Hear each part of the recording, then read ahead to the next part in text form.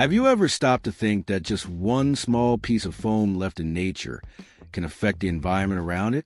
Foam may be lightweight, but once discarded, it lingers in soil and water for a very long time. In reality, foam makes up a noticeable part of plastic waste in the environment. But to me, foam isn't just waste. I know how to process it and turn it into something useful. In this video, I'll be making a waterproofing mixture from foam. To make the process easier, the foam is first cut into smaller pieces. It is then heated until it turns into a liquid form and thickens to a glue-like consistency.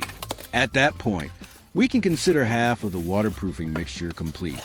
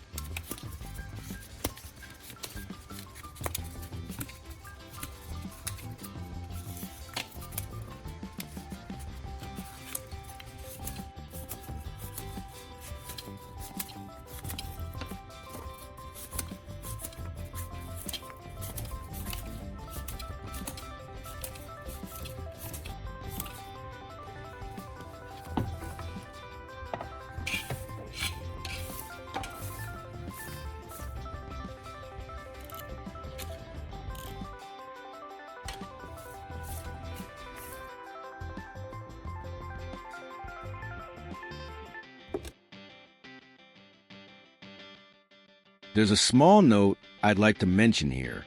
When turning foam into a liquid form, I always start by boiling the water first, then adding the foam. The ratio I usually use is about 300 milliliters of water at the beginning.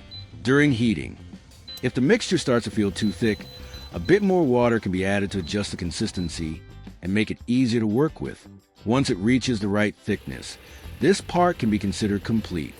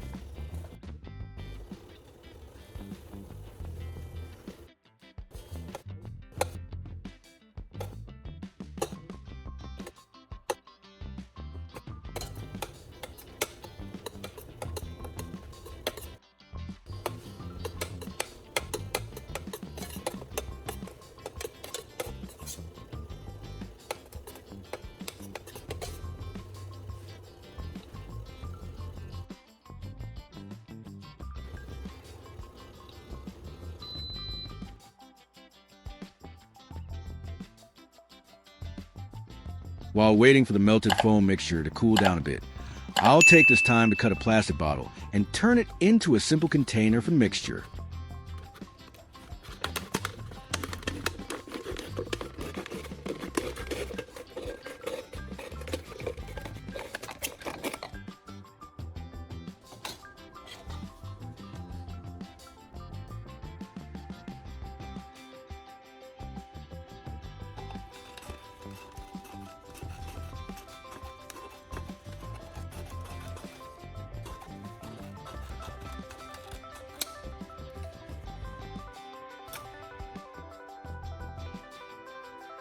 The liquid foam mixture has cooled down enough, so now I'm going to pour it into the container I prepared earlier.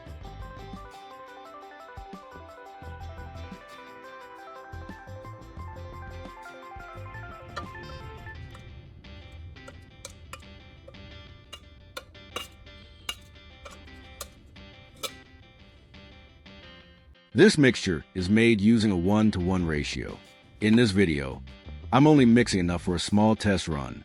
Any leftover liquid foam will be stored and saved for future use.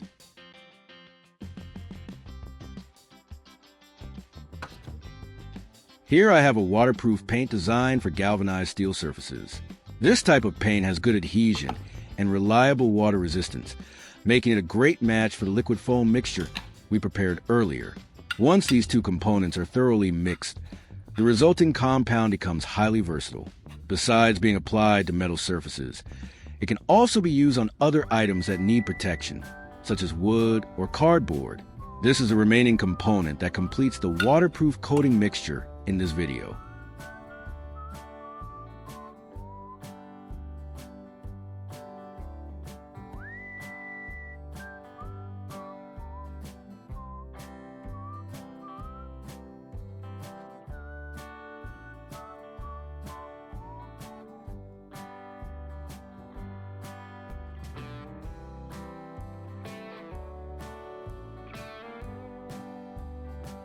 Alright, the mixture is fully blended now. I'm going to take it out and put it to the test right away. To accurately evaluate how effective the mixture is, I'll use a marker to divide the test surface into two sections. One side will be coated with the mixture, while the other side will be left untouched for comparison.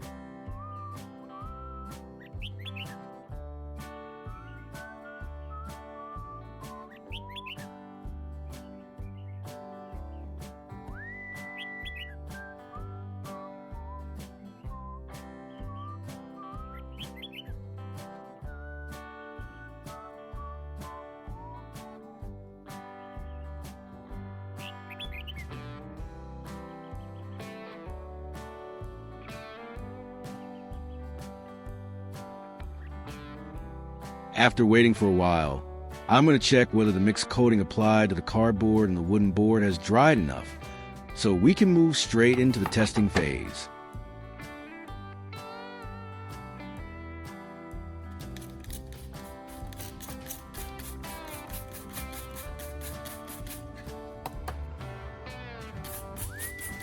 After spraying water directly onto the test surface, the difference between the two sides becomes very clear. On the area coated with the waterproof mixture, the water does not soak in and instead forms small droplets on the surface. When the test piece is slightly tilted, the water runs off easily.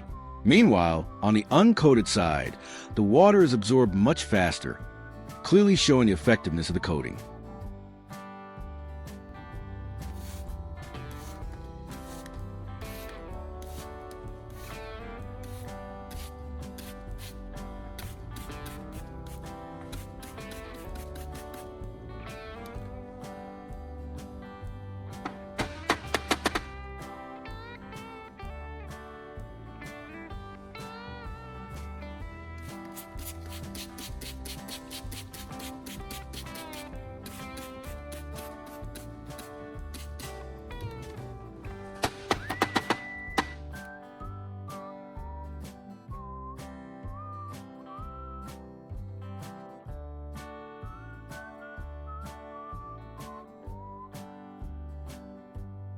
I'll end this video with one final test. From what we just observed, this waterproof coating mixture shows clear results under real testing conditions. Water does not soak into the coated surface, while the untreated area reacts very differently. Of course, this is only an initial test. A more accurate evaluation would require longer-term use. However, Based on these results, I believe this mixture has strong potential for practical applications in various situations. I hope this video gives you a useful idea and helps you adapt it in a way that best fits your own needs.